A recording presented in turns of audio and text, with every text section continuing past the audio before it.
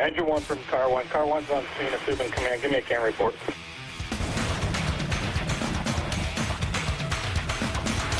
Hello, everybody. This is Mike Goldstein, Stickers of the C.A.N Report. I come at you today with a great guest, Ian Schulte. Am I saying it right? Schulte? Schulte. Wow, I was way off. Schulte, I've heard spelling. worse. Common spelling, Schulte. Fantastic, man. He is, dude, he's a solid guy, solid brother who just loves the job, loves to train. And him and I have been talking now for a few weeks. And I think a lot of you guys know who he is. He's a hard-working man, and I'm excited to have you on tonight. Ian, thank you so much for being on the show. No, thank you for having me, man. I appreciate it.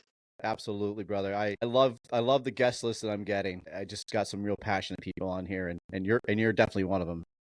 You love the game, you love the craft, you love people. You're here for the people, you're here for the mission. So it's going to be an honor to talk with you and see what kind of rabbit holes we get down into tonight. So I'll start with your bio. As Ian told me earlier, he does not like talking about himself and talking about his accomplishments, but hell, we have him. So I guess we'll have to talk about him a little bit. So Ian comes with 17 years in the service. He has over 12 years as an officer. He's currently a training chief. He's a fucking nerd. He has a master's in fire service executive leadership. That is nerdy shit right there. And he enjoys the challenge of learning.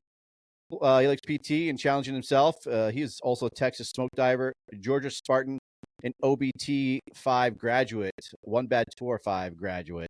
He teaches with Roughneck Firemanship LLC. He's part of the Uncommon Fireman e-board. He runs the Traveling Fireman Facebook page. He teaches at the Oath Keepers Fire Conference in the Truck Cadre. And he works as part of the CFT, County Fire Tactics Green Team.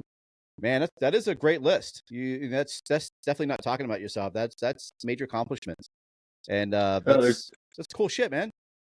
Well, there's only one small correction. What you got? And I'm a Tennessee smoke diver, not a Texas smoke diver. Did I say Texas? You said Texas. Yeah, Texas doesn't exist anymore. I'm sorry, Texas. I meant Tennessee. No disrespect. I just want to be clear in what I do. I don't want anybody to ever think that I'm somebody that I'm not or that I'm fronting. Absolutely. If that makes sense. Totally makes sense.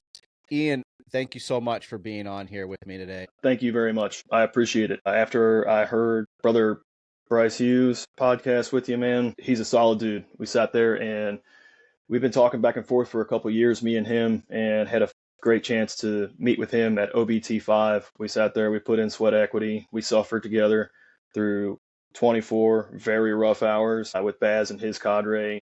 It was an awesome time. And to listen to him tell his story and everything gave me a chance to go back and listen to the stories that had come through. And I just want to tell you that I appreciate what you're doing with your platform and the voices that you're giving to people. Big names, small names, doesn't necessarily matter. The more that we can share across this industry, the more that we can get our own stories out, the more that we can open dialogues, and the more that we can talk, the better this industry will become. There's too much in this industry, people tearing each other down. There's so much armchair quarterbacking. There's so much, I would do this, I would do that. So much shitting on people who care simply because they care. And it's these bonds, these relationships, these conversations that help make a better fire service. So I appreciate you. Oh, amen, brother. I appreciate you. That's wow. I'm kind of speechless on that one. Thank you. That was a lot, and that means so much. You're absolutely right. We need to stop eating our own. And I've talked about that before. Man, when I see people either posting or talking about some of the struggles they have from dealing with other people who just shit on top of them, or maybe posting workouts or talking about the job too much, or I think the only people who can really shit on us for talking about the job too much or doing too much is our spouses, to be honest with you, because they don't want to hear it all the time, right? So they've earned their place to maybe say, enough, I don't want to hear it. But when you see other people just completely crap on people who are on the same job and live the same life, it's hard, man. And doing this platform, it ain't easy because there's people out there, I'm sure they're shitting on me right now, and it's just the way it is. You got to keep going. And like I posted before, right? Fighting a good fight. We're all doing that. From what you do, from all the classes that you're teaching, spreading that good word, meeting solid people, inspiring them, motivating them. I love to see all of that. And I don't need a big important guest list to spread that word. it's the people who are on the battle lines. That's who I want spreading that word. Those are the people I want to talk to. The ones that are put, like you said, sweat equity, right? We're all sweating together. We're all putting our gear on the same way and charging in there and doing our jobs and inspiring others to get in there and charge hard. So, man, thank you for the kind words. I really do appreciate that so much. That's what keeps me going, especially coming from someone like you, man. It's so motivational, and thank you. Hey man, I'm just a guy like you. I put my pants on every day the same way that you do, one leg at a time, you know. And realistically, that's the biggest thing that we need to understand is that we're all people. We're all humans who are going through our own same struggles every day. We have our own confidence issues that we're fighting through every day. We're trapped on this giant rock hurtling through space together. There's no way off. There's only one way out, and that is the inevitable fate that we all share, and that is that we are going to die. So why would I waste my time just trying to tear people down to make myself feel better? At the end of the day, I have my struggles, you have your struggles, and my time would be better suited trying to build you up, to try and make you the best version of yourself that you can be, rather than sit here and tear you down. I've never had anybody tear me down who is working harder than me. I've never had somebody sit here and shit talk me who actually knew me. When it comes to people who sit here and tear each other down, your biggest shit talkers, your biggest dissenters are going to be the people that don't know you, the people who don't know Mike, because they would see that your passion, your drive, it's not that you're better than anyone, because I'm not better than anyone. The only thing that I'm trying to be better than is myself. I wake up every day with one goal, and that's to go to bed a better Ian Schulte than the dude that I woke up as. That's through introspection, taking a look at my life, the things that I do, the interactions that I have day in, day out, the conversations that I have. You know, as a chief officer, going to bed pretty much every night, thinking about the conversations that I have with my guys through the course of the day. Did I do this right? Did I do this right? Did I do that wrong? Did I say the wrong thing? Did I offend somebody? Not necessarily because I realistically, I do care about what I say, but I want the things that I say to have the impact that I intended, not for it to come off the incorrect way. Don't get me wrong, I'm a father's son. I can be a dickhead. I am sarcastic, use a lot of profanity, and my sense of humor is extremely dry. But I care, and I want people to understand that, and I want to become the best version of myself. So I take a look at all the actions that I have throughout the course of the day, and I want to be a better person, and I always work to try and be that better person. Probably the same way that you are. And people who are like us, who care and are passionate about the job, we're passionate about the things that we do, and we want to be the best version of ourselves that we can be, whether you realize it or not, this is what you're doing. And this is what we need to see more of. More introspection, more reflection, more committing to that cause.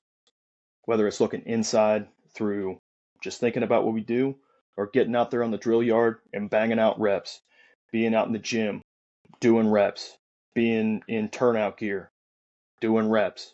It's all part of making ourselves to the best version of ourselves that we can be. Amen. That was fantastic. End of the show right there. No, man, that was fantastic, dude. This is gonna be a good show. I'm pumped for this. I gotta crack open a drink so we can get started on this because I don't know if it's gonna crack that open. I gotta get buffed for this. Hey, how is that stuff? I've been wanting to try it. I'm trying. This is my first time trying it, so yeah, it's a shameless plug for a brother helping another brother. This is a guy out of Baltimore. His thing is he donates his sales to people in need, to firefighters in need. Everything you just talked about is pretty much what this guy is doing. So I'm happy to try his product. I'm happy to talk about it for real quick. Just I think it's cool. Like it's founded by firefighters and he supports first responders and gives back to those who need it. So let's try it out. Nozzle Tov. Go get them, brother. Go get him, brother. Hey, it's not bad. It's actually pretty good. It's not too sugary. So you did one bad tour. You did it with a bunch of solid people. And that's I know a very, very difficult program. I mean, hell, you did you did Tennessee Smoke Divers first, correct? I did Spartan first, Tennessee Smoke Diver, then OBT. Okay. So you did Spartan first. I'm not really all familiar with Spartan, so can you tell me a little bit about Spartan? So Spartan is a 24-hour survival and basic live fire skills course designed for a 1 to 5 year firefighter. Similar to OBT from the perspective that there's going to be PT, there's going to be skill stations, there's going to be terminal performance objectives. It's a different environment, different set of instructors, but ultimately it's geared towards stress inoculation, high intensity base training. In my personal opinion, I'm a proud Spartan, proud to be able to go back and assist with those classes. It's really the first step if you're going to jump into this end of the pool. Okay. If you want to challenge yourself, if you want to go out and you want to try and do hard things, Spartan is a really good course to gauge where you're at if you want to bite off bigger challenges.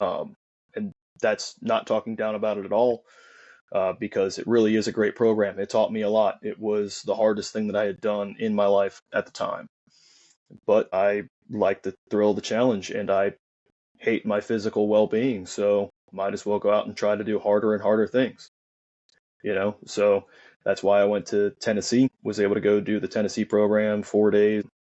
It's clocked at 30 hours. It's closer to 40 in my personal opinion, but that's neither here nor there. It was a good kick in the teeth. Walked out of there a lot more confident than I was walking into it, and I signed up for OBT, and I showed up, and man, that was an experience.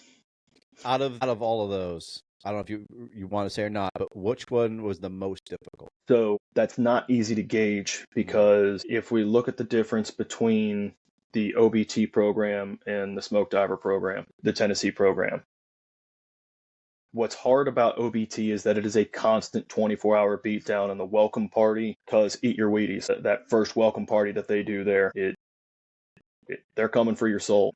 But once you get past that, it's forcing yourself to keep going, making sure that you're eating, making sure that you're drinking, making sure that you're maintaining nutrition to get through that 24 hours. It's a hard, constant grind.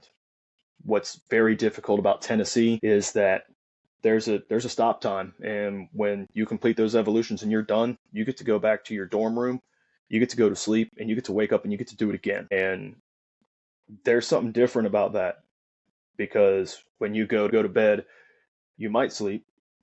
I didn't. I was up with cold sweats, hot sweats. Not that I was sick, but my thermal regulation was so screwed up, and just the mental anguish of knowing that I get to go do it again.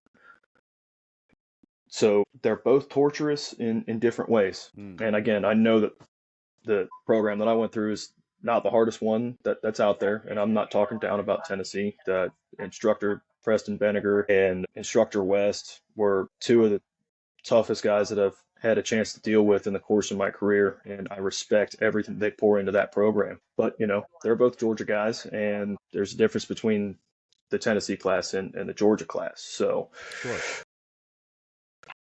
Interesting.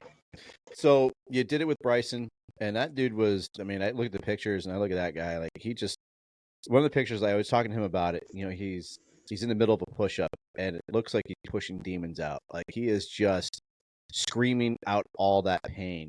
His face really says it all in that program. And were you in the same mindset? Like, when you finished that, I think he was on the verge of crying, of just tears of joy of accomplishing something so major, especially amongst naysayers, anybody else trying to knock you down. When you completed those programs, was it like that? Did it feel like that, just the pure joy of accomplishing something that most people can't do? So I'm different, man. There's a lot of guys out there who, when they're in the middle of it, they'll be smiling, they'll be sitting there, they'll be having a good time. They might be screaming when they're in the middle of PT, but I try and lock in. So like when I'm on the yard, I'm in the mindset that I'm here to work. And I believe in suffering in silence. I'm not saying that I'm always the best at it. Everybody's grunting, everybody's having a difficult time, but I'm trying to internalize all those negative emotions. I'm trying to maintain control of my mentality. I'm trying to keep myself in the right frame of mind, because I don't want an instructor to think that I'm out here having the time of my life, because Sure. if the instructor thinks that I'm having the time of my life, guess what? Things might get worse. Yeah. I don't want an instructor to sit here and think that I'm having the worst day of my life and that I need to scream to get these emotions out, because then I've painted a target on my back. I don't want any of that attention. The goal is essentially not to draw the attention, just stay in your own lane and do your work, if that makes sense, And Absolutely. One of the things that Baz said, looking at some of the guys, this guy couldn't stop smiling the entire way through, but me, I never cracked a smile. Just to me, that I don't want to crack a smile. I'm here to work, and It's not that I'm not having quote unquote fun in the middle of it. Realistically, I'm not. I'm just doing the work. and I love doing the work. But it comes down to your mentality. And for me, I'm a lock-in kind of guy, because if I don't lock in, it's going to be easier for me to wind up being thrown out of my game. And that's when you start going down the rabbit hole, you start spiraling, and that's when you wind up, tapping out You got or your game getting face dropped on performance. You're ready Absolutely. right. You got your game face. You're ready to rock and roll. Game face time. I love it. You got to get in that mindset for hard work. Absolutely. So now that you finished that, is there any other programs that you have coming up? Is there any other bigger? I don't know what could be more challenging than those that you've taken. I haven't heard of anything that's. I know there's the Crucible, but out of these kind of programs, is there anything else you plan to take or you're preparing for? So here's the thing, is that I don't necessarily prepare for any particular program. I try and stay job performance ready. That doesn't necessarily mean that I'm in the greatest shape, doesn't mean that I'm in the worst shape that I've ever been. I try and maintain this constant state of readiness, because it's easier to be ready when you're already ready. So other programs, I do need to go back. I left some pride in a little town called Chatsworth, Georgia. There's a program called Georgia Flames, which is firefighters laboring and mastering essential skills. I was going to try and get into the next Flames, or sign up for the next Flames class. Again, you have to go through an application period or an application process, and you have to be selected. I went to class 30 back in 2020, and I was not in the physical or mental shape that I am in now. I wound up getting hurt in that class. I was medically dropped from it, which was a big blow to the ego, but it's what I needed at the time. I needed that failure, because that reset, that humbling, helped set me up on the path for success to where I am today. Let's talk about that. Mm-hmm. Let's talk about humbling. How does that feel, man? So my past experience, when I was coming up in the fire service, I started late in the game. So I was an adult when I started doing the fire service, right? And but I thought I knew it all when I started doing. I was like my second year doing shit, and after 2 years, I'm like, why are you doing this? Why are we doing that? They don't know what they're doing, and I would just kind of just mouth off and shoot at the hip all the time. After a while, I think it was like a year or so later, I started getting humbled about things I actually didn't know that much, and it's pretty tough if you've never experienced it before. I mean, I've had a rough life, so I've experienced some things that most people wouldn't. But when you think you know it all, though, and then you get slapped in the face with reality of you don't know half the shit you think you know, it's pretty difficult. And when you get that lesson on the fire grounds, that's a big one. And there's people that go almost their whole career with either not getting life experience or never actually being humbled and learning humility. And it's like coming out of sobriety, and you think you walk around like life is a party because you've never had that experience of somebody putting you in your place, or an experience, of putting yourself in that place of, oh, I don't know it all. What was it for you? Was it that? Was it, hey, I need to actually slow it down a little bit, and realize that I need to watch when I'm doing a little bit more because of the injury, or even in the fire service itself? Like, was there ever a time where you got hit with that humble stick and went, shit, yeah, I'm going to take a step back for a second and realize I need to study a little bit more or have a little more life experience? Yeah, if you see me over here smiling, it's because, yes, that experience, no, that was just, I didn't have people helping me to prepare for that class in the way that I needed to prepare. Like, it was pretty much, I'm going to go figure it out. And I figured it out, and I figured out that I wasn't ready. But what you talked about there is one of the things that I love to talk about. And I did my first leadership lecture this past year at the Charleston Metro Fools annual training weekend that they do. Do you know what the psychological phenomenon that you talked about is called? And did you know that it's actually a psychological phenomenon? No and no.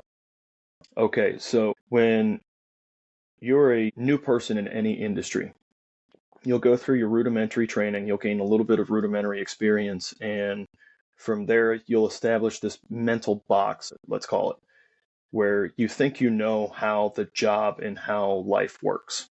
And if you see anybody stepping outside that box, you wonder why they're doing it, because you know how things are supposed to be.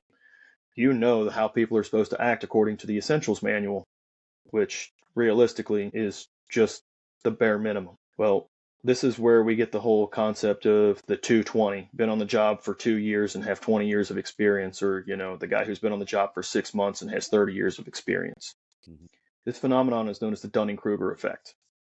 So the Dunning-Kruger effect happens across essentially any industry that requires any type of training and any type of knowledge base. It's where your confidence exceeds your competence. So you are far more confident in your capabilities than you are actually competent at performing the job. You think you know more than you actually do. You think that you're more experienced than you actually are. With this false confidence and this false experience, which not saying that your experiences are false, it's just you don't have enough of it to back up your knowledge base. What that can do is that can actually set you up for failure because you overestimate your own capabilities. August 13th, 2013 was the day where I came face to face with this reality. I worked for a small little suburban fire district in northern Kentucky, just outside Cincinnati, Ohio, and was dispatched out to a working building fire. My boss at the time, assistant chief, showed up.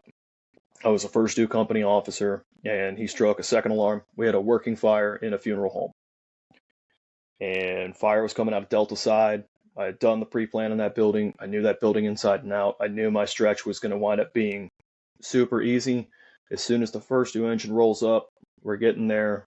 My boss throws a wrench in my play, and he made me position outside of the collapse zone because he had a feeling the building was coming down. We can sit here and we can debate the nuance of it all day long, but I was 5 years on the job, and I had been a company officer for right about a year at this point, and I didn't have the experience that I thought I did. I didn't have the knowledge base that I needed, didn't have the experience that I needed to be able to make good decisions that day. And that's why I'm alive, is because I didn't have that experience. I'm alive because my stretch came up short. We wound up running out of hose. And when we were trying to get more hose inside the door, we had this is before the UL vertical ventilation and ventilation studies came out. So we didn't understand the concept, or I didn't understand the concept of flow path in the way that it's been described in essentially the past 10 years, because we're talking about 12 years ago now. Okay. When we opened the doors, it created enough of a flow path that it caused the attic to explode. Had I done my job in the way that I wanted to do it, had my boss not altered my play, we would have wound up in the attic space at the same time that explosion would have occurred. Now, whether that was a smoke explosion, a backdraft, it was an adverse fire phenomenon.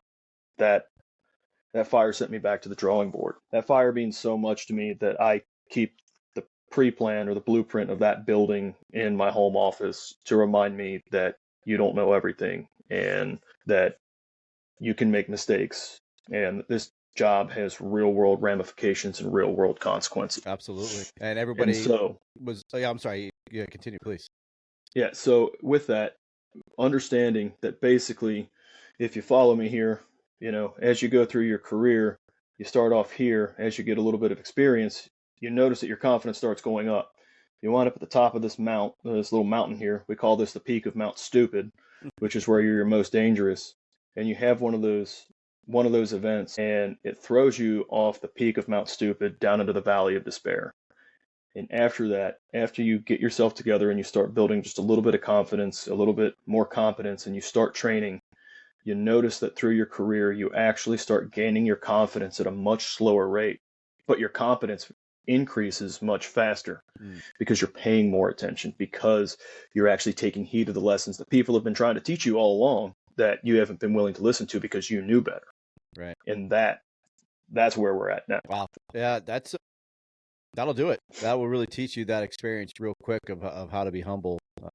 Again, some people learn that way. Some people learn by someone just telling them straight to face, and how did you, when you walked away from that, thank God you walked away from that, and your members did too, it sounds like, everyone was fine. You weren't in that environment. How did you handle that? How did you feel? Like, did you go home and just kind of take inventory of everything that happened and come back to work with a new look on how you're going to handle things? I had a lot of conversations. My old man was a fire chief, and me and him had a lot of conversations about things. He helped me to understand that basically, while you're responsible for men who are old enough to be your dad, because I was like 24 at the time with guys on the company who were mid 40s, late 30s, guys who were literally old enough to be my old man. While I was still young and while I didn't have a lot of experience and I was still essentially a kid, I had a responsibility to sit here and think about everything that I had done. I owed it to these guys to try and be the better boss that I could, to try and learn that I needed to slow down and that I actually needed to take the lessons that are being tried, or that guys are trying to teach me, to heart. That's one of the most difficult things about being a company officer, especially a young company officer who doesn't have a tremendous amount of life experience, is when we come into the fire service, we think that our bosses know everything and that we need to know everything if we are going to be the boss. It couldn't be further from the truth. As a matter of fact, I'm an idiot. I just happen to have a bunch of guys who work for me who are fantastic individuals who know their jobs in and out. I don't know everything, but you want to know what? If you want to know something about vertical ventilation, I know the truck boss that I'm going to call about it. You want to know about mental resiliency and maximizing my SCBA and how to do any type of RIT operation, I know the truck captain that I'm calling. I want to know anything when it comes to water operations, I know the engine lieutenant that I'm calling. At the end of the day, I'm not an expert in anything. The only thing that I'm an expert in is my own fucked up ideas. Sorry for the profanity. That's okay. But that's the only thing that I'm an expert in, is just my own beliefs. I know who to call. And if I would have learned that lesson when I was younger, I would have clinged to my senior man and I would have taken all the lessons that he was trying to teach me, because he was so patient with me, especially when he's the one who got passed over for promotion. I can't tell you how thankful I am now, and I should have been more thankful back then that that guy was willing to take me under his wing and actually teach me how to be a good boss. We need more good senior men out there like that. Yeah, and you make a good point. We need more senior men like that out there. I don't know. I feel that some people just really get hung up on promotions, and people are so quick to promote. They're not getting that, like we just spoke about, the life experience, the knowledge that comes with doing this job. And you only spend 5 years, and then you promote when you're fifth year, and you maybe have seen 2 fires in your life, and or even life experience, right? Like, you haven't really experienced life. You might be a 23-year-old lieutenant now on a career department. What's your life experience? Because you're going to have a senior guy that is really good, who has that life experience, who has that knowledge, and a good senior man's going to respect the person that he's going to help teach them. But that's not really the senior man's job, is to teach the officer, right? Whether it's a lieutenant or a captain. And I think that more people need to learn more about. You got to go? No, sorry, I just keep that on. And no worries. But I think that some people get so focused on the promotional part of it and not the senior part of it, that there's so much more growth to be had learning the job and learning those life experiences of dealing with people, dealing with patients, knowing your buildings, knowing your districts, knowing your trucks, knowing the nuances, honestly, of your trucks and of your personnel. That's the senior man thing. When you got a senior man, it goes, when he can hear a call going and he knows exactly what it's going to be, where it's going to be. It's not complacent, it's experience. That he's not moving slow because he's complacent. He's moving, he knows what he's going to, because it's the umpteenth, 100th call of that typical residence he's been to, and he knows the insides and outside of that house. And he can tell you where that panel is. He can tell you the reason why they set it off before you even get to the building. And you're not going to get that in 5 years and become an officer. And then, the senior guys will say, I'm telling you, this is what's going to happen. And then if you don't listen to them, you downplay that senior man role, and you lose that buy-in from that senior guy. And I think that more people need to develop that role and watch those senior guys of how they operate, and maybe even talk to them like, well, you've been doing this job for 10 years. Why haven't you promoted yet? Or you've been doing this for 15 years. How come you're still where you're at? Because some people don't ask. They just go, well, maybe the guy doesn't have any ambition, right? Or maybe he just likes to ride the back seat, or he likes to be the operator, which I love driving. But I think sometimes you need to ask those senior guys those questions of, how come you haven't promoted yet? Or what's your game plan? And the senior guy will tell you. Like, they'll be happy to let you know why they haven't moved up. And it's usually not because of laziness. There's some bigger reasons because of it. And it's usually has to do a lot with brotherhood and helping to train newer and oncoming guys. And a lot of times it's because they like to see people succeed, and they like to be on that line and help train the new generation and help them move up.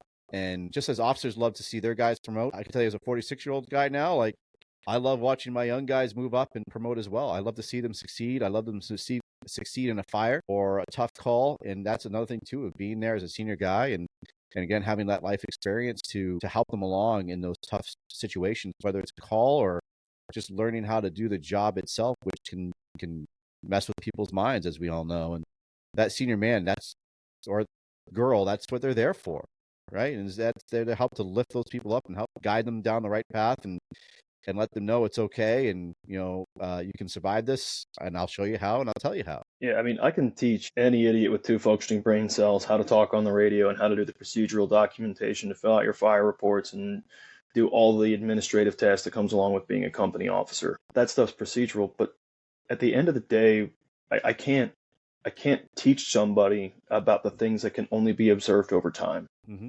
Watching a city essentially being built from the ground up, the community that I work in, 7 years ago, probably half the buildings, maybe a third of the buildings that are currently there weren't there.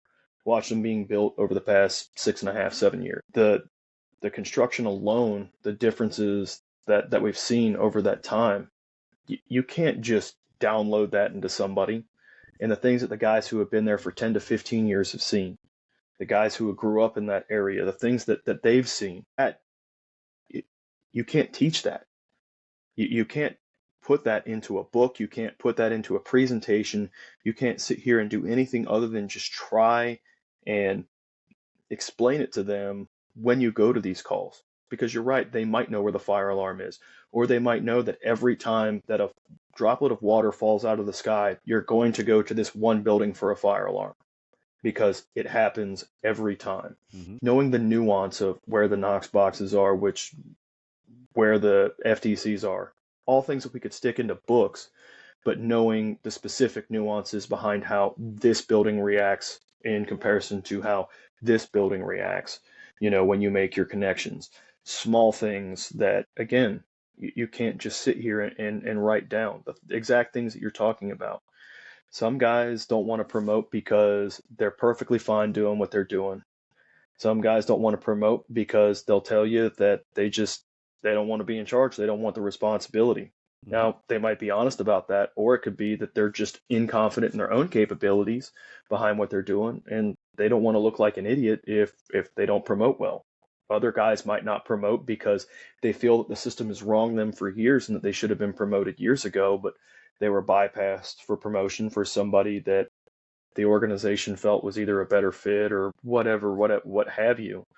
And you know what? At the end of the day, those guys who didn't promote, they're all right for their own reason. Mm-hmm. Maybe they were screwed by the system. Maybe they don't owe us to promote. No, nobody should ever be forced to promote to a position that they don't want to promote to. You only have one life, and you want to walk away at the end of the day from this career having lived your life the way that you want. Don't get me wrong, I always wanted to be a dirty ghetto fireman, and for some reason my life just hadn't panned out that way. I'm terrible at civil service tests, but I'm eternally thankful for the opportunities that I've been given, and I've been pushed down this path that 3 years ago, if you would have told me that I am where I am today, I would have laughed at you and said that you're insane. 5 years ago, I would have told you that I was never going to be a chief officer. And 10 years ago, I'd have told you that I was going to go be a backseat fireman in a big city, hopefully riding on a truck company or a heavy rescue because engine works for the birds. But, you don't know where the world's going to take you. And you only have one life. You only have one career. Make the best of it, man. If you're not happy, go find somewhere else. Mm-hmm. Your organization is what you make it. And are there things that are perfect about my job? No. There's some things that are perfect, but my job isn't perfect overall. There are some things that I would like. But at the end of the day, this organization that I work for represents the closest thing that I can find to my expectations for a career fire department. Hyper aggressive, highly trained, physically fit, and we have really good equipment that the community allows us to use. Some of the best design, actually the best design apparatus that I've ever worked off of, even though I drive an F-150 every day. But that's neither here. I'm hoping someday I can get promoted to Tillerman, but we'll see where the world takes us. So you are a training chief. What do you do in your position? Like what do you set up for the trainings? Are you just sending things out via email? This is what I want you to train on for the month, or are you actually getting out there in your drill yard or at your stations and leading some of these trainings or coming up with the curriculum that you want them to train on? Do you have any like NFPA tasks or goals? Like, is there anything that you have to check the boxes for on a monthly basis? So it's not an easy question to answer, and it's because I would love to be out on the yard more than I am. The most time that I actually spend out in the yard with my organization is with our recruits, because we are continually doing recruit classes. Now, somebody comes to us, if they come to us certified, they have to do a brief, bridge program that basically, hey, this is our organization, this is how we operate. Congratulations, you've been trained. Now get on the truck and go to work. That takes about 4 to 6 weeks, give or take. But we do a majority of full recruit schools, and our full recruit schools are about 20 to 26 weeks, give or take. And that's somebody coming in straight off the street, no experience whatsoever, and that's Fire 1, Fire 2, Hazmat Awareness Operations, EMT, and then 4 to 6 weeks of organizational standards. So we're doing that pretty well continually. We have done that multiple times a year, every year for at least the past 4 to 5 years. So we constantly have recruit schools in. The most that I'm going to be assisting is going to be with that. Now, that's not saying that there are some days where I do get a chance to step away from the computer and might have a company ask me, hey, how do you pack this line? Hey, come down. I'm always looking for a reason to take the white shirt off, take the button down off, go down, get dirty on the floor as best I can. But realistically, that's not a majority of what I'm doing. I manage a budget area. I also, in a 75-man organization, we have 3 administrative chief officers. We have the fire chief, deputy chief, and myself, who's the assistant chief or the training chief. And we have to manage all of that essentially ourselves. So we split up some of the duties. I do a lot with basically research, development, a lot of wordsmithing, a lot of stuff with our social media, trying to develop all the graphics and everything as far as that goes, trying to rebuild programs, develop the goal for what our training program is. I have to manage, again, the budget area, which means the budget request, all my budget justifications. I have to track all my budget expenditures, and you would be amazed at actually how difficult that process can be. And then I also have to make sure that all my guys are signed up for classes. On top of that, I'm a state proctor monitor, so if we do a class, like say Fire Officer 1, I'll assign an instructor who's going to teach Fire Officer 1, and I'm going to set up the test with the state. The state's going to send me all the materials, and I evaluate those materials, manage the test for them, so that way our guys can get the state certification for it. So I'm doing tests multiple times throughout the year. Like last year, I think I did 20 plus pro board tests for our organization and other organizations. So I manage a lot of that. Outside of that, I do a lot of networking with the other regional training officers around the area. I assist them with things, whether it be going out and teaching at their departments, setting up meetings, setting up training programs for organizations to work together. I have to manage all of our training hours for the course of the year for state requirements as well as ISO requirements, setting up classes, making sure that people are where they're supposed to be, and also trying to build a better vision for where our organization's going into the future. You're a busy man. I'm in the office pretty much every day before 7 a.m. and I'm not leaving until after 4. So I wind up putting in between 9-10 hour days on a 40-hour schedule, 5 days a week. So I will say the city gets a little bit more out of me than they pay me for. Now, I never got to ask you. I don't know if you wanted to tell me. You didn't say what department you're on. So you don't have to. So, I know the only reason why I'm abstaining is because we have a new city manager, and he's a fantastic individual. I don't necessarily know his feelings on that information being disclosed. Totally cool. It's easy to find out, but I didn't know if you wanted to promote it or not, so that's why I asked. So, and then I also didn't ask why you wanted to be a firefighter. What inspired you to take on this field? Let's start with the fact that I was conceived on the back of a fire engine and move forward from there. Okay. Grew up in the firehouse. Grew up in the firehouse. My old man was a volunteer chief on a department, actually a department that I started on originally in northern Kentucky. And when I was a kid, it's what I wanted to do. Now, when I was a teen, man, the only thing that I wanted to do was ride on a skateboard, chase girls, and play in a death metal band. But like once those teen years started winding down and it was time for me to get serious about my future, I was told that my parents told me that I had to go to college. I didn't have a choice. I was smart enough that I needed to go to school. But they also fed that with a caveat of you also have to pay for school because we don't have that kind of money. So dad came to me with an opportunity that said, you're going to compete for this because we only have one slot and there's 2 or 3 people interested, but we'll put you through the fire academy, the local Fire One Academy, and from there you can go to school to do whatever you want to do. You want to be a fireman? Great. You want to go get your degree in music theory because you want to be a guitarist or bass player? Go ahead, that's fine. They'll pay for it. And showed up to recruit school that first night and I was hooked. It was my 18th birthday, and ever since then, there was nothing else that I wanted to do. I was in hook, line, and sinker, and my life's essentially revolved around the job ever since.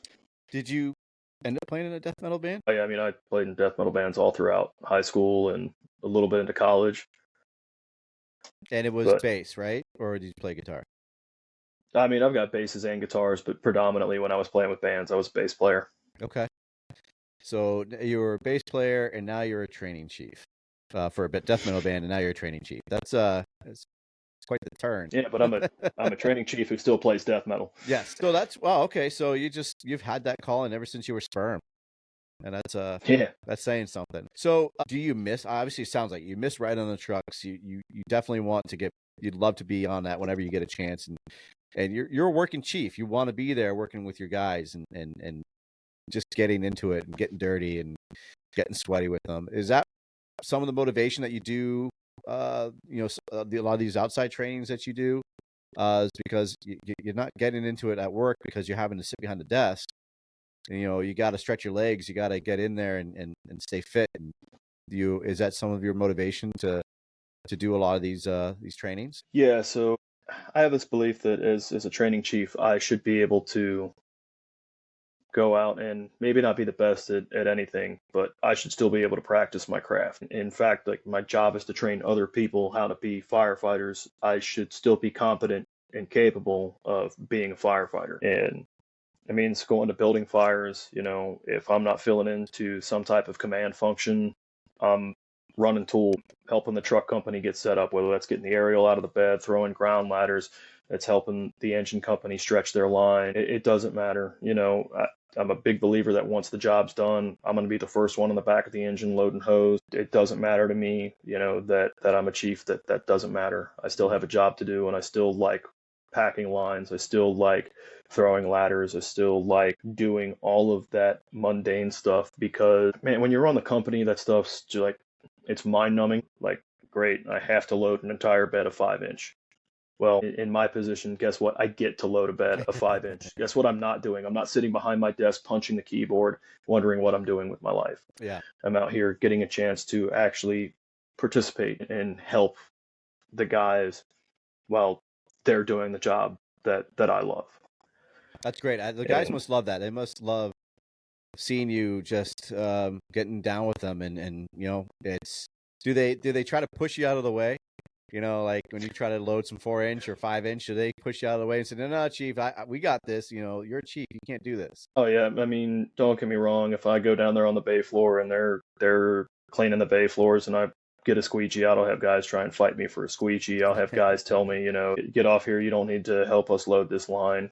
And I'll tell them, don't make me come over there and get my ass kicked, because awesome. I want to do it. It's not just, I'm not doing it for points, man.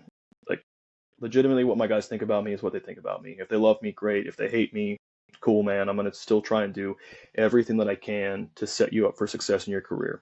I'm going to try and stand up for injustices.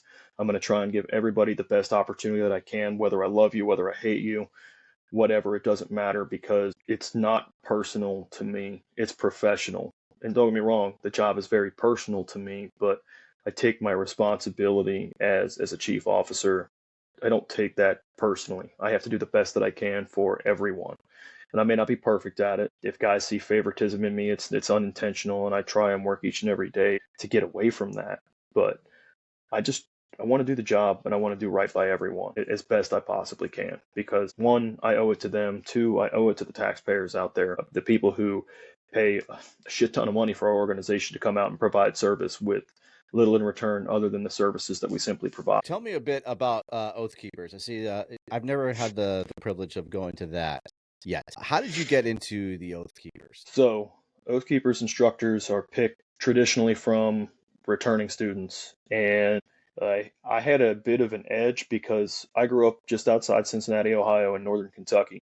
The Queen City Fools, which is the Cincinnati Fools chapter, is one of the founding organizations of Oath Keepers. First in, last out fire training is owned by Chris Gilpin, who is the training trustee for the Queen City Fools, or at least he was. I think he still is. I had a great chance to listen to him back in 2013 give a lecture called Heavy Lies the Crown, which is where he talked about the kind of fire officer that I was and how basically that kind of fire officer was the bane of the fire service. It was hilarious. But ever since that man gave that lecture where he was talking about how 20-something-year-old college kids coming into the fire service and becoming company officers was essentially a plague on the fire service, I would follow that man to the gates of hell and back, because he was right. And I realized that I was that kid. And when I heard that Oath Keepers was a thing and that he was involved in one of the masterminds behind it, I wanted to be there. And I was a Queen City Fools member. Even when I was living in Georgia to North Dakota, back to Georgia, I was a Queen City Fools member. Only reason I'm not is because now I've started my own Fools chapter down in What's the name of your Fools chapter? Black Sheep Fool. I wanted to be involved in that conference, Oath Keepers, and I didn't care. I wanted to be a student because I wanted to hang out with my friends. I wanted to hang out with the guys that I respected. The guys who would sit here and tell you to your face that, basically you're not the kind of person that this industry needs. And he didn't mean it to be inherently wrong. It was just, he looked at it as being a problem at the time. And I went there as a student for probably 2, maybe 3 years, might have been 2 years. And I showed up and I showed out. I put in work. When we were on the drill yard for 8 hours a day, I was in gear 8 hours out of the day. I didn't take my air pack off for lunch. Me and some of my buddies, when we were there, we wanted more. I was literally choking a guy out on the hand line because I wanted the nozzle, and then there was another guy who had me in a headlock who was punching me in the side of the head because we were fighting for the nozzle. I will tell you that conference, if you want more, you will get more. You are going to be around people who they want to work. And if you don't want to work, get out of the way because there's somebody behind you who does. You want more reps, you can have more reps. You want to be here till the sun goes down? Great, we're going to be here till the sun goes down. You want to be here till the sun comes up? That's fine. Most of these animals, they're not going to sleep tonight anyways. Doesn't necessarily matter. Everybody at that conference is there for one reason, and that is them, the general public. They're there to be better for the general public. They're unapologetic about what they stand for. That organization cares for one thing, and that is taking care of the general public. And I believe in that organization so much. Some of the best people that I know on the face of the earth are in that organization. And I will tell you what is extremely humbling about being part of that organization is that I know that every person there is there for that mission. None of those instructors make a dime. That conference, every ounce of profit, every penny of profit from that conference goes to charity. Wow. What charity is there, or do they pick one every year? So the Northern Ohio Fools Jamie Dickman Scholarship Program is one that they've done essentially every year. And Jamie Dickman was a Toledo, Ohio firefighter who was killed on the line of duty. They used to donate to Sons of the Flag. Trying to remember who else they donated to this past year. Firefighter Rescue Survey. Basically, all that money gets turned around and gets reinvested into the fire service in some form or fashion to help set the stage to make this industry better for the general public. You might have some fairly big name instructors who are there. Those guys aren't taking a dime. That is the conference that does not pay the instructors anything. They might cover hotel, they might cover some meals and everything, but nobody's lining their pockets to go to that conference. They're there for the mission. That's something right there. Yeah, absolutely. Yeah, that says a lot when you donate your time to make people better in the service or the craft. It carries a lot. You know that they're there for those reasons. That's you can tell that there's instructors that are there just for some of the limelight or just to put it on the resume, and then there's some that that they're there because they want you to be better. They want the fire service to be better, and that's when you get the good sets in. That's when you get the good reps and they're pushing you, but they know you got better inside of you. And it's not just all right, next, all right, you forced the door, good, now go back, all right, next. It's hey, all right, you forced it, but let me show you how to do it better. Or they're gonna be up your ass saying, hey, there's people waiting for you inside. Come on, faster, and mask up faster. Like get in there, let's push. And those people you're doing it with, they're pushing you with you because they want to do the same thing. That they're there for that one reason, is to make themselves better and bring that stuff back home and make the other guys better. That's what I love about, like I say it constantly. That's why I love going to these trainings, because when you can bring it back and bring it back to your department and those guys eat it up, the ones that really want to know about it, the ones that are really dialed in, and for whatever reason they couldn't make it, right? They're working and whatnot, but they want to hear about it. They want to see it. They want to train with you, and you're bringing that passion back to them. And those kind of trainings, when you have passionate instructors, it's that domino effect. It just continuously carries on down the road, and that's where this all boils down to is good instructors, good training, good content, and it inspires everybody to continuously down the road and to just keep pushing everybody to be better. And then you get great performance at the job. When the time comes that everyone's dialed in, because it might have been that one training where that guy went to and he went back to his department and they all trained on it for weeks or months, and all of a sudden a call comes in and man, they're doing great, and it's all because maybe that one guy went to a training that motivated him to do more or try something different. Yeah. Talking with one of the guys who was on my job, he went to the conference with me last year. He's like, I understand you a little bit better now, and I understand some of the things that you're trying to do and why you're trying to do it. You can't replicate that, Well, I mean, I guess you can in a way, but like it's so difficult to replicate that in your own organization because you can't be a prophet in your own backyard. You have to send your people out to different conferences. You have to get outside your own four walls, and you have to send your people outside your own four walls to see the real fire service. We're only a small sample in our organizations of what this industry is. And there is a broader fire service that is moving so fast, that is embracing data, that is embracing change, that is undergoing a culture shift right in front of our eyes that we can't implement fast enough as organizations to take advantage of. Mm-hmm. What I will say, that's one of the great things about Oath Keepers is that everything's data driven. When we're talking about rescue statistics, we're talking about the most current version of data coming out of the firefighter rescue survey. They're talking about the information that's coming out of the UL studies as it relates to fire suppression techniques. And you're dealing with guys who are basically the kids that your mom would never let you play with. We're rude, we're brash, we don't really take shit off of anyone. We're the kind of guys that'll be with you on a hand line and, try and choke you out, punch you upside the head to try and steal your nozzle because we want that work. We want to do more. We need more of that in the fire service. We need more of that unapologetically passionate people who care about the job, because you know what?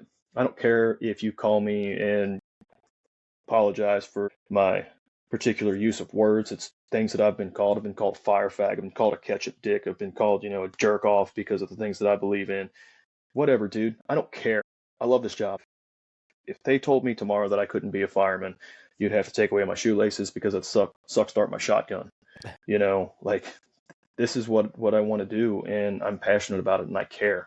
I care so much about just giving back to this world, and this is the best way that I know how. And I'm not going to apologize for it. I want to be better. I want to inspire others around me to be better. I want to do better. And I want to see this industry become what it really is meant to be, and that's service of something greater than ourselves. To get away from this cowardice mindset where we mean more than the general public, and I'm over it.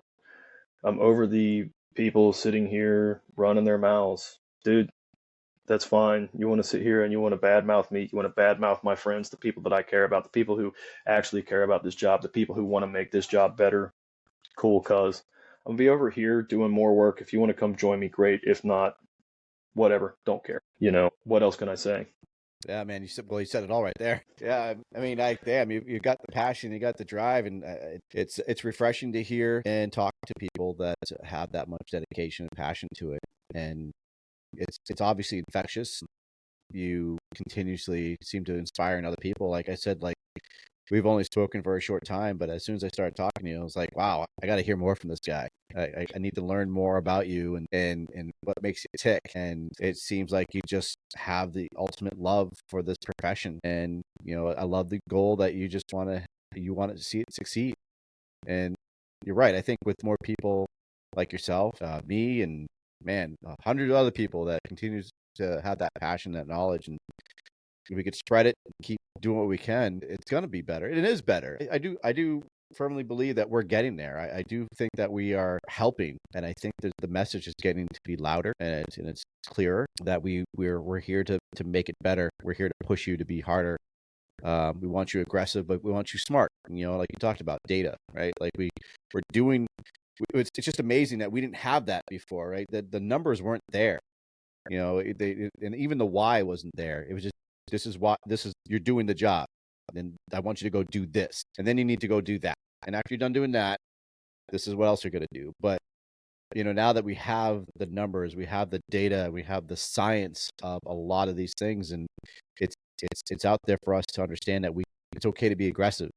It's okay to do these things. Here's the why that you need to be aggressive. Here's the why that we want you to go into that room, but we're gonna show you how to do it safely.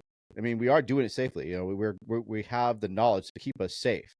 Yeah, are people going to die? Yeah, that's going to happen. That's the oath that we took. That's the risk we're willing to take to save others. But we now know the why of how to do it and why we're going to do it, as opposed to just somebody pointing a finger and telling you to get in there without knowing any reason for it. And I think with we keep pushing that knowledge and that data, we've got the books out there, we've got the podcasts out there, we've got the trainings out there, and if more people take advantage of those, it's going to make that world that we want to see grow. Well, we need to embrace discomfort, and we need to embrace the fact that we don't know everything. One of the things that I've always prided myself on throughout the course of my career is that I've never been the best at anything, but I've always been extremely well-rounded, because I'm one of those people that if I don't know something, guess what? I'm going to go learn about it. If throwing ground ladders is going to be my weak link, I'm going to go out there, I'm going to throw ground ladders until I'm proficient at it. I'm going to sit here and I'm going to read every article that I can read when it comes to ground ladders, and I'm going to understand as much as I can about it. If I don't understand forcible entry, or if I don't understand building construction and something challenges me to identify that gap in my knowledge base, I'm going to go try and learn about it. I sit here and talk about school. Education is not the enemy. And I understand that a lot of blue collar firemen out there, and for the first 10 years of my career, I did not have a degree to my name. And I was extremely proud of that. And I'm still proud of the fact that I managed to get the first 10 years of my career without having a degree behind my name. But education is not the enemy. Ignorance is the enemy.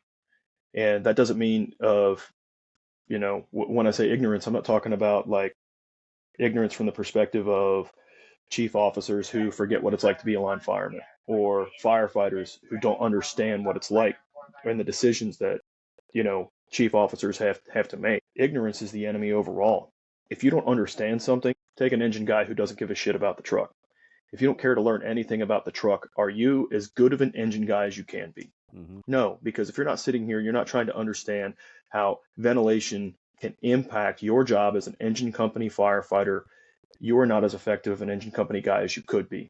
If you're a truck guy and you do not understand the exact needs of the engine company, why they need it, and why it might be taking them more time to get that line in place because you don't understand how difficult it is to lug 2.5 in comparison to 1.75 inches, whether we're talking about obstacles, not going around obstacles, long stretches, not going around long stretches. If you don't understand more about that information, you are not going to be as effective at your job, because you may not know when to open that roof when the engine company needs it, because it's really difficult to communicate through radio communications. Hearing that sound of water going on beneath you, knowing that it's time to make that pop. These different other things. Ignorance is the enemy, not education. We should be continually educating ourselves, whether it's formally or it's informally, to try and become better at understanding our jobs. Now, none of my degrees have ever fought a fire. None of my degrees have made me a better firefighter. They have made me necessarily a better company officer in the performance of my duties. It made me a better administrator. So that way I can do things better to support the needs of the guys beneath me. If there's anything that I could impress upon anyone, it's the lesson of don't be afraid to learn. Always be willing to learn. Always be willing to learn about yourself, understand what it is that you don't know, and then go out and learn it. None of this stuff is hard. It's time consuming. School, it's not hard. It's time consuming. It costs money. But at the end of the day, it's not hard. It is more difficult for me to go out there, put on my turnout gear, and do 100 up downs than it is for me to sit here and type out an essay, a 2-page paper. Yeah. But you know what? People are just afraid. Where do I start? Where do I begin? You just do. What do? You sit here and you start punching away on a keyboard, and eventually words will start making sense, and eventually things will come together. It's the same thing for how does somebody go through a smoke diver program when they don't know where to start? Great. Where do you start? You go out there, you put your turnout gear on, and you start moving. That's the first step. Everything will start falling into place after that. Identify your weakness and start hammering on it. That's the only way to really move forward in this job. You nailed it, man. And in full disclosure, I don't have a college degree. I am a GED, and because I grew up, didn't want education. I wanted to work. I needed money, and that was more important than education. And as I've gotten older and now have kids, I kick myself because now I have to work harder at that, being older, where now my schedule is more full, right? Like having kids, having a full-time job, being a good husband, and everything else that you pick up along the way. Now I make excuses, and I keep throwing those excuses in the bucket. And and getting older, you're going to start running out of excuses. And I that was one of my biggest regrets. And I used to think that the education, the fire service really didn't matter. Well, like you just said, blue collar workers, right? Like, why do I need a college degree to fight a fire? But it's knowledge, and you nailed it perfectly. Ignorance is the enemy. It's okay to be educated. It's okay to get your college degree and excel in that. And honestly, for me, it's reverse. For me, it's easier for me to put on my gear and do exercises than to sit down and try to focus on some kind of curriculum that's not exciting. That's not going to get my blood pumping. And I actually have to sit down and train my brain to focus on something and write an essay. And it's funny. I love to write, and I do love to read, but I like to do it on my own time. And now it's gotten easier when you have your online education courses. They promote that. Like you can take your time and do it at your own pace. And so I used to really think that was a thing that was not needed in the fire service. That why do we need the fire officer designation, or why do we need to have a master's to be a firefighter? But as I progress, again, it's getting humbled and learning humility. And part of that is understanding there's a bigger picture, that we need to train our brains as well as our bodies to be proficient in this job. And whether it's fire science or administration, and you need to learn the ins and outs behind everything about how to run a department and what it takes. And I think as we talk, we are quick to bash our administration. We are quick to bash, as line firefighters, what the chiefs are doing or not doing. And sometimes we're so quick to bash because we don't know that, because we never took the time to educate ourselves of how to run a budget, or how to run personnel. And those are sometimes the boring things. And we just think, hey, I want this new truck, buy me this truck. Or I want new hoses. Why haven't you bought me hoses yet? I want I want the best extrication tools. I want battery powered tools. Yeah, all that costs money. Some of those are grant funded things.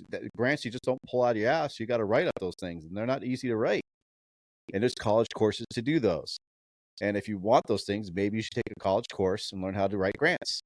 And then maybe you can help out your department to get that better equipment, or to get more manpower by becoming educated and taking those college courses and learning how to write certain documents to get you those things that you want. And when I was coming up in the fire service, I didn't give a shit about it. I just cared about putting on gear, pulling hose, putting out fires. Hey, man, that's all that I cared about when I started. And realistically, that's still all I really care about at the end of the day. But, I'll say this. I rose to the challenge when somebody challenged me to go back to school, because I did start off in school. I went to school. I went to college when I was a kid, but I got my first full-time job. I didn't need it. I only wanted to do the job. Hell, I didn't even know if I ever wanted to be a company officer, much less where I am today. But at the end of the day, all this stuff has a place. You know, you talked about things like designation. I hold the Chief Fire Officer, Chief Training Officer, and Fire Officer designation. All that is it is just an overview of my career, my involvement in the fire service, my education, the things that I have had to do as an officer to see if I have developed a good enough plan to continue to develop myself throughout the course of my career, and that I have been well-rounded enough in my experiences to meet the benchmarks for what they would expect. Because when you do any of your designations through the Center for Public Safety Excellence, you have to basically build a plan, and you have to tell them what your plan is for developing yourself over this designation cycle. And when you go to reconfer or basically re-up your designation, you have to prove to them that you've either met your benchmarks, haven't met your benchmarks, why you didn't meet your benchmarks, and what your goals are for the future. All that stuff is just building a plan for the future to continue your professional development. How many chief officers have you seen out there that once they wind up in their position, they don't go out and they train anymore?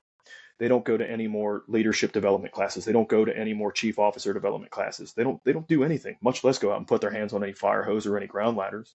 All they do is they just sit there and they do their job. I don't believe in that. I have to have a goal. I have to have a physical goal, and I have to have an academic goal I'm constantly working towards. You know, I haven't quite figured out what my next academic goal was. I was considering a doctorate, considering another master's, might just try a completely different, program, something, whatever, and my next physical goal is going to probably be trying to bite off the big show, and try and maybe go to one of the 60-hour smoke diver programs over the course of the next year. But at the end of the day, all this stuff has a plate, and you sit here and say that you have a GED as if that's anything to sit here and look down upon. The girl that I've been with for the past 8 years, she had a GED, and guess what? She has a college degree now. She went through culinary school because she wanted to. She's a hairstylist by trade, but at the end of the day, she wanted to do something different. She wanted to reach out, and she wanted that challenge, and she did it. You can do it too. Mm-hmm. At the end of the day, you just got to start, and you sit here and say it's another excuse in the bucket. Well, one of our best-selling T-shirts that we had at the Uncommon Fireman was a shirt that said "Your excuses suck." And if you sit here and think about it, the only thing that you're doing is you're making excuses for yourself. You're not achieving, the peak, Mike that you could be by just continuing to have excuses. And you can sit here and talk about wife and kids, but you know what? At the end of the day, you said it yourself. You can go through a self-paced program that can help you develop your skill set, and you could wind up being a greater asset than you already are. And again, I'm not shit talking you. I'm just trying to real. I'm letting you know that you know it. You said it by your own words. All you need to do is just sacrifice the fact that and admit that you're making excuses and just do it. What do? You just start. You just type in that www.insertschoolnamehere.edu and go. You nailed it. No, you're absolutely right. And it's not shit talking. It's just being real. And that's what the brotherhood is too, is being real and saying, hey, I expect more of you. I know you can do it, and just get it done. So I appreciate that. And it's that's what people need. Let's talk about actually real quick, the Uncommon Fireman. How'd you get in that real quick? Because I love following them, and the gospel they got is fantastic. And honestly, I have one of those shirts. Your excuses suck, and I wear it, and like you just threw it right back in my face because you're absolutely right. Your excuses suck. So tell me about that. So, man, how I even wound up involved with that, I don't even really remember. But I started on that page as like one of the OGs, and Chris Snow worked for Smith County ESD2 down in Smith County, Texas. And one of the guys who was on the job with him was one of my backseat firefighters when I was a captain in North Dakota.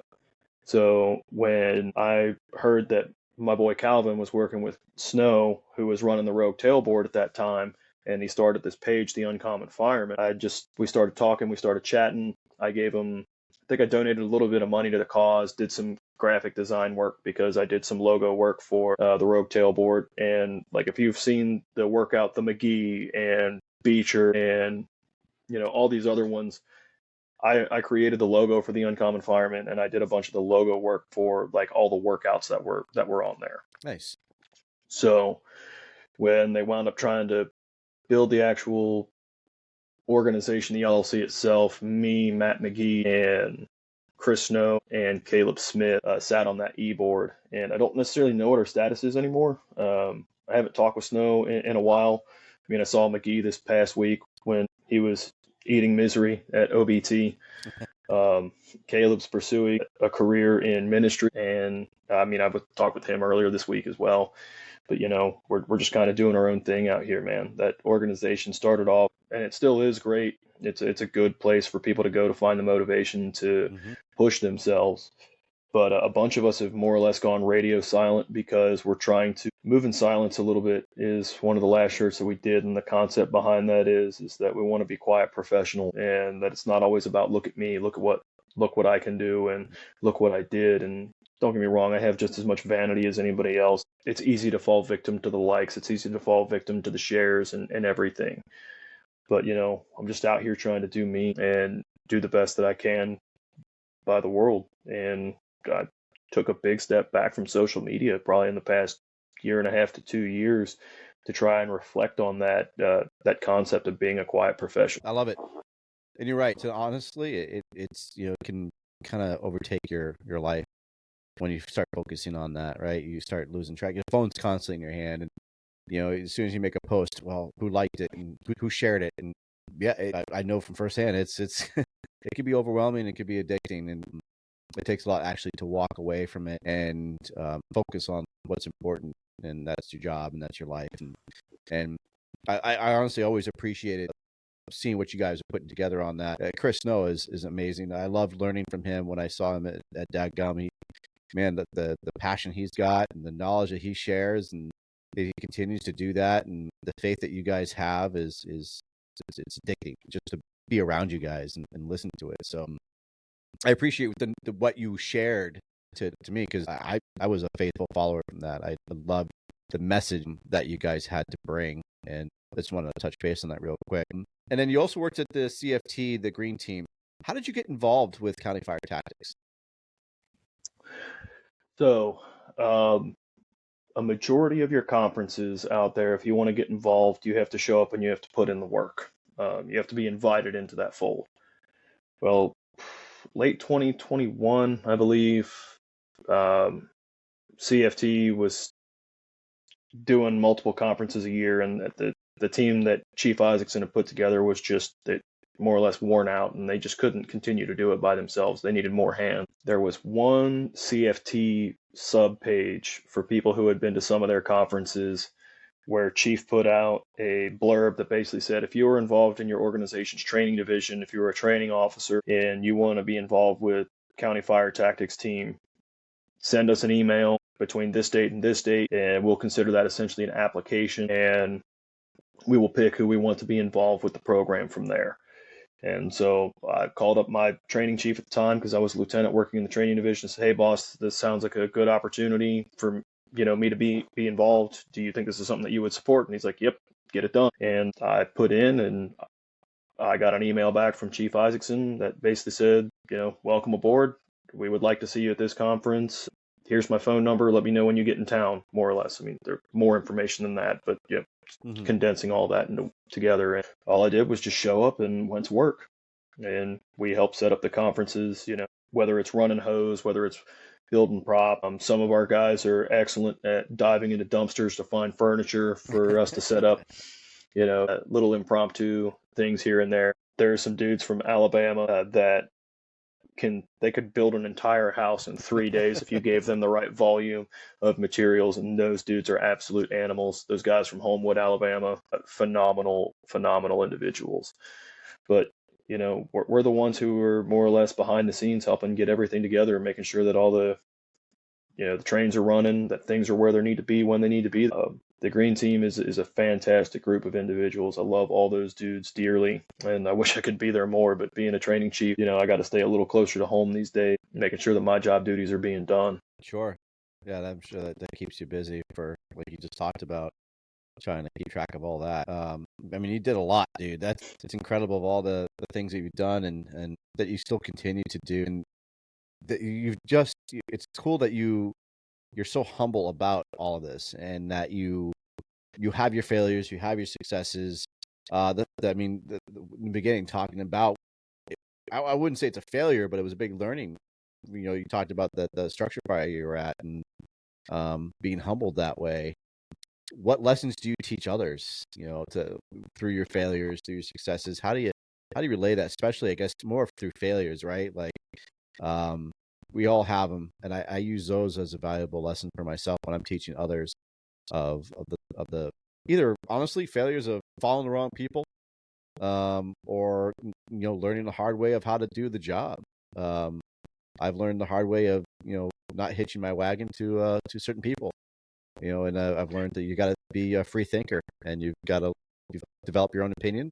That's honestly, in the fire service, those are one of the hard life lessons that I've learned, is that you think somebody knows it all because they talk a big game, and then you find out that they don't know it all. And like you talked about, like, you have people that haven't continued their education, they haven't taken any leadership classes, and they just sat stagnant and they didn't do anything extra in their lives. Those are the people that I listened to because they had the most years in, and I thought that they knew it all. And it made me realize that was my humbling experience, is that you gotta get outside that comfort zone and learn from other people. You can't just rely on that one person who's only, their whole life is that one department or that one experience they've had, is just being in a certain position. And I've learned also that they never grew outside their comfort zone of learning new ideas and new tactics and new tips. And so that's what inspired me to learn through my failures. Of, I was always just taught, just push the hose forward, but then I started educating myself and reading books and learning from other people that there's a better way to do our job. And those were my failures of not doing my due diligence of actually getting outside education. And now I'm excited that I did it. Yeah, man, we can do a lot of things through brute force and ignorance, but at the end of the day, that doesn't mean it's the most efficient way. Mm-hmm. Failure. Harnessing failure is perhaps the single most important lesson that I could teach anyone, because how you handle failure says a lot about your character and as a person, the type of person that you are. And I'm a person who fails a lot. My biggest failure that I can think of in the past year, there's a company out there, a leather company called Chucktown Leather. It's ran by a guy named Jake Perry. Jake Perry was in my Flames class. We both wound up going out on medical in that Flames class, and we both do leather work. Now, I run a little more or less under the table gig where I just kind of do it as a hobby. And probably about 2-3 years ago, I was asked by a buddy of mine if I could do a shield for him. And it was essentially a knockoff of one of Jake's shields. And I told my buddy at the time, dude, I don't like doing this. This is another man's work. I just, like, this isn't cool to me. And he said, dude, I'm trying to get on his books to get this actual shield, but his books aren't open right now. Is there any way that you can get me done? And I told him, fine, I'll do it this one time for you, but I don't like doing this and I'm not going to do it again. Well, that opened the principle of the normalization of deviance. And that is where I normalized the deviant behavior, where I did something that I knew wasn't right for one of my friends. And about a year after that, somebody else said, hey, you did this shield that looks like one of Jake's for Pat. Can you do that for me? And a year had gone by where I remembered that, like, no, I shouldn't have done that. I shouldn't have done that for Pat in the first place. But just like, oh, yeah, I've done it before. I'll do it again.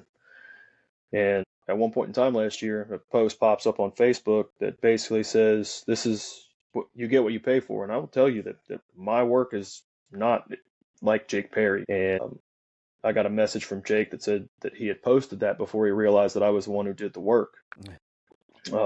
And at the end of the day, I told him, like, man, the lashing that I'm getting, even though you didn't name me physically as the person who did this, the lashing that I'm getting on social media right now, I deserve, because I did do this. I 100%, I took your work and I copied it and I did it for one of my buddies as just something to help him out until he could get on your books. And I completely forgot that I had basically made a promise to that dude that I wasn't going to do any more of these, because I shouldn't have done it in the first place. I told Jake, man, I apologize for this profusely. If you want to make a big social media apology about it, I will. 100%, I'm owning the fact that I made this mistake and that I shouldn't have ever done this, and I apologize for this even coming across your desk. And he said, no, it's not a big deal. I went ahead and I did it anyways. I went ahead and I owned up to it. I shouted from the rooftops that I did this, because you know what? At the end of the day, I did it.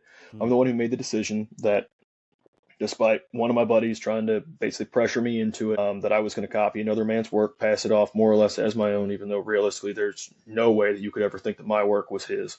Um, and I owned up to it. And at the end of the day, I got more praise for that, and I didn't do it for the praise. I don't do anything for the fucking praise. I did it because it was the right thing to do, but I got more praise for standing up on my failure and admitting the failures that I had than I did just by doing what it is that I do. And if that's how you approach failure, by just owning up to it, saying, guess what I did was wrong, or what I did was not good enough, eating it and moving on, you will make it so much further in this career than sitting here and trying to shove your mistakes underneath the rug. Because guess what? Everyone sees you. And maybe not everyone sees you, but people who are impacted, people who actually have a voice and a vote and a say, they see it. So how you handle that shows so much more about your character than anything else. So much more. Absolutely. Well, we talk about it a lot. We talk about integrity and having morals and being ethical, and people have it. Some people don't. And man, that's a great experience that you just shared with us. That it takes a lot. I wouldn't call it great. Those was a rough couple days. I'm sure for you, yeah. But for me, like you could grow. You have to grow from it, and like you said, you can not grow from it, and you can hide from it, but eventually it's going to come back and bite you. And being able to man up, admit your mistakes, and that's part of the learning process as us being adults. So again, it's funny. My kids get tired of me hearing it, but I always try to work in the fire service, morals into things, and but it's true. I really do feel like a lot what we do in life also is what we do in the fire service, because it is our family, it is our life, and it all kind of ties into one, because we live it and breathe it.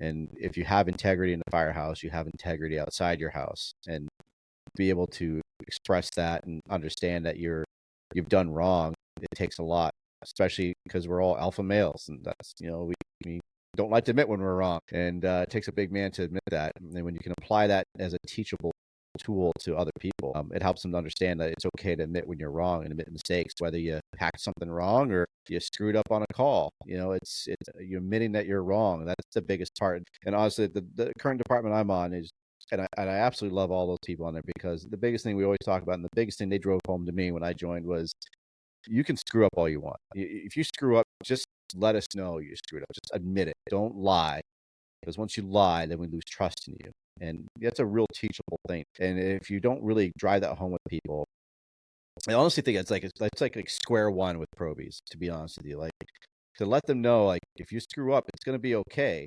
Don't lie about it. Like, let us know, or else if you lie, you ruin that trust with me. And that's a huge teachable moment for anybody, whether it's our kids and it's the newest kid on your department.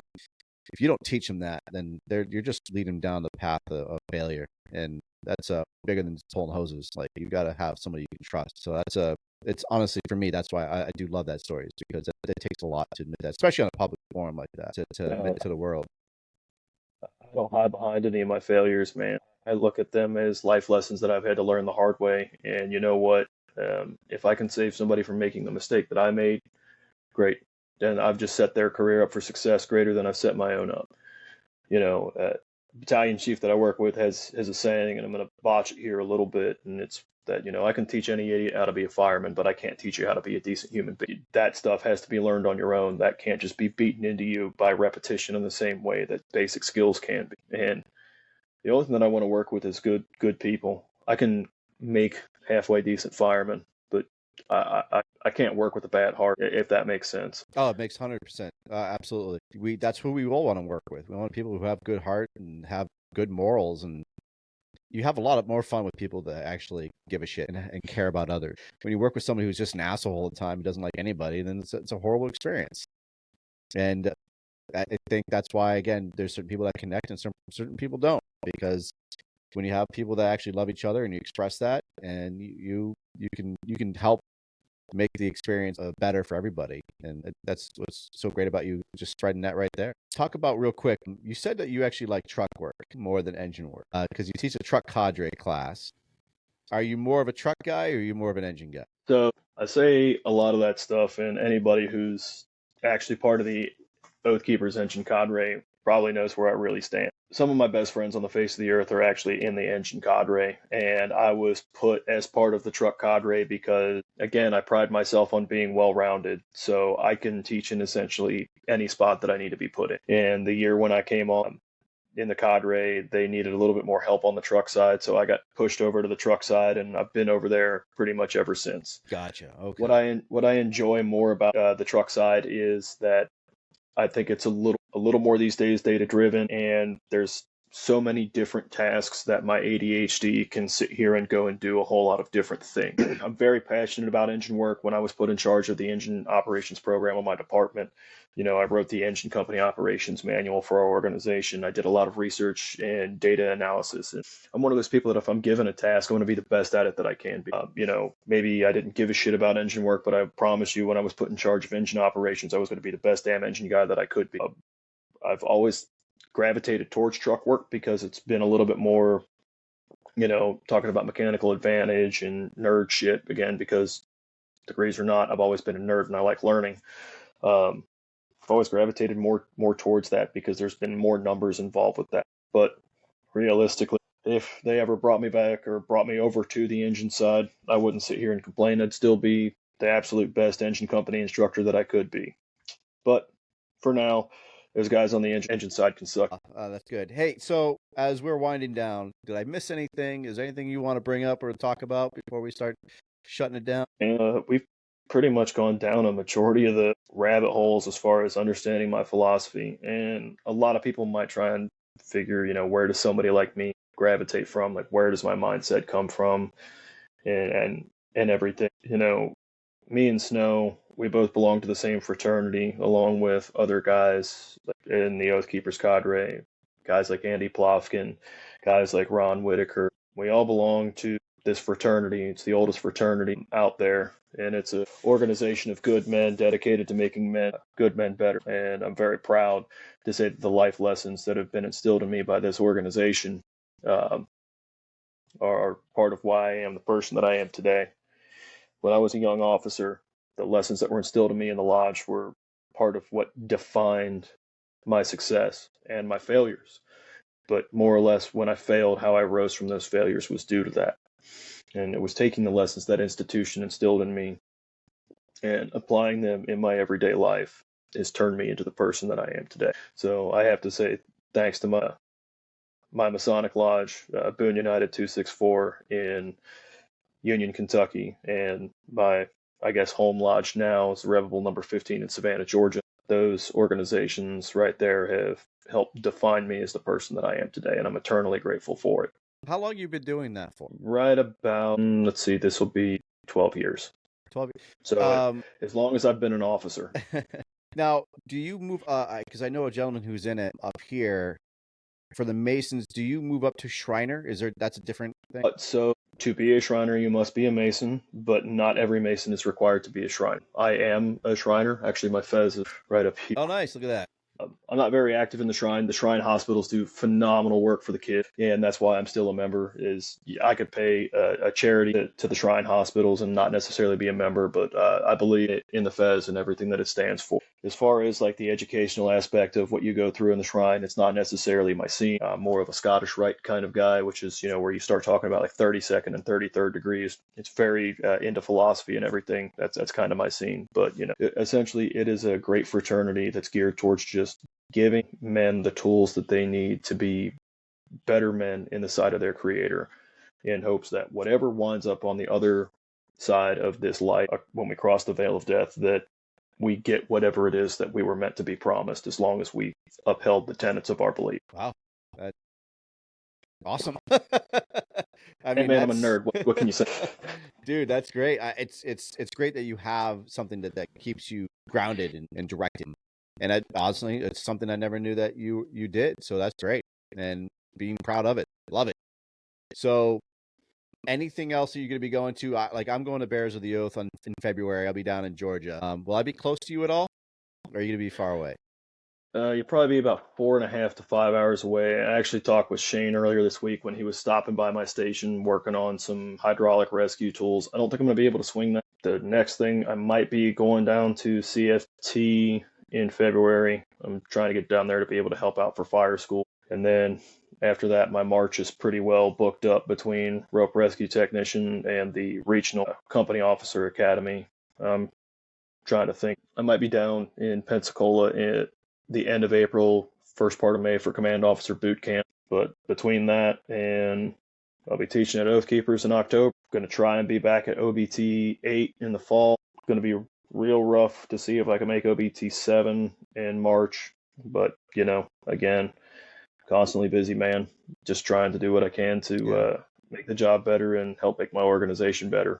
I love it. And yeah, you were just at OBT. My good friend there, Brian Rondu, participated in that. And he was telling me his experience. And wow, it's like you said, it's not for the faint of heart. And that's, the first 30 minutes, he told me what it was like. So like talking about being humbled and talking about if you think you have it all, and he's such a humble dude. Like Brian is a great guy. And the fact that he gave that a shot coming from New Hampshire and going down to do that is being completely out of your element, completely out of your comfort zone is commendable. And I'm glad he did it. And I'm glad that you got to see him there and he had eyes watching him. So I appreciate you guys having his back and making sure he was okay.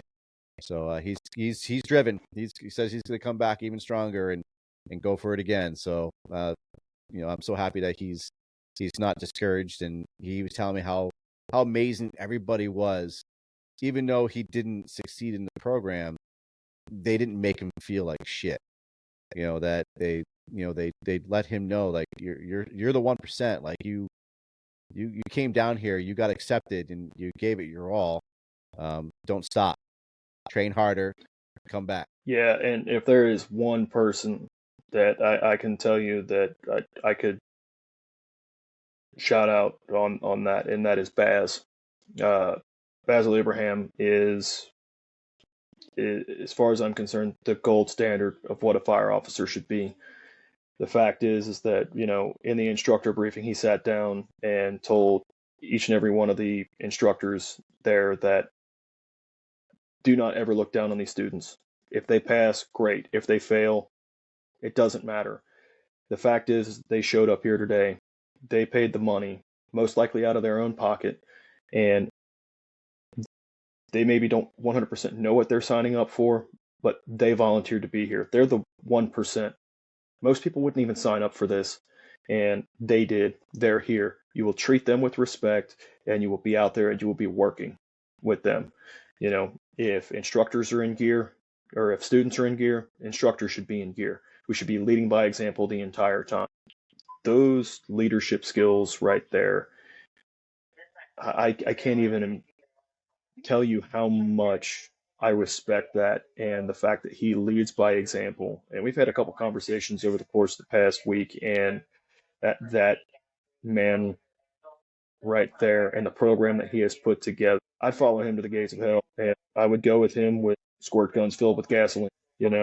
Like that is the level of respect that I have for him and the standards that he sets forth with his program. And you're right, we didn't make any of the students feel poorly for not succeeding.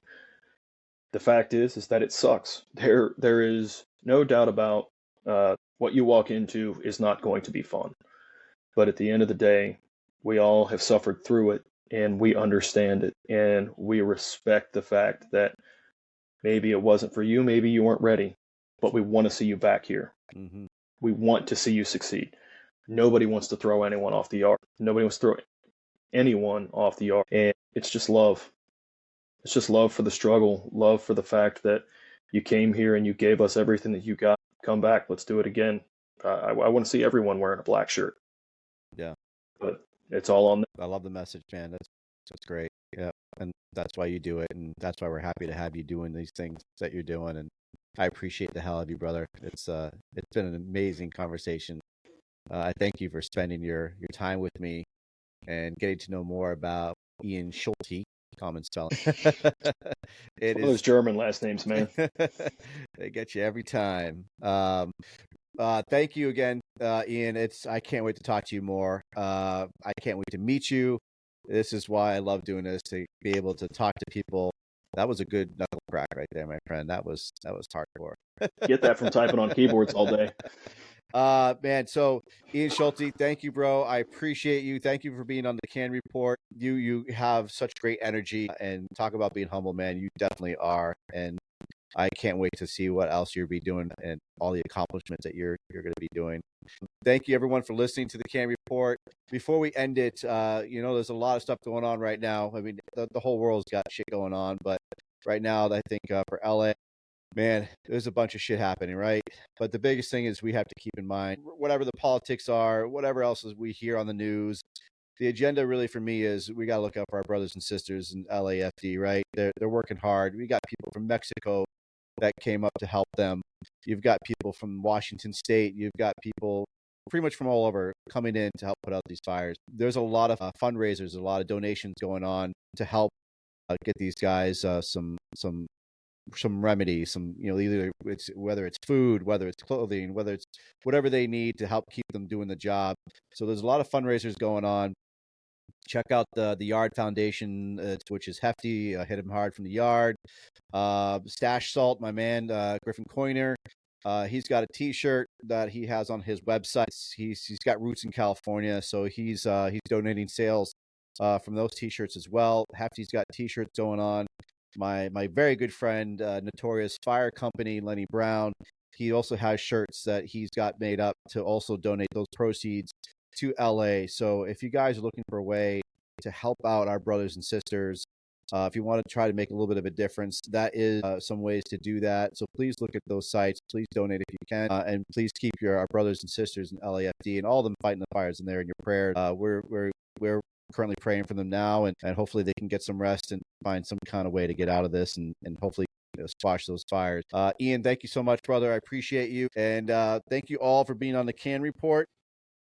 I love you all, and Nozzle Tov.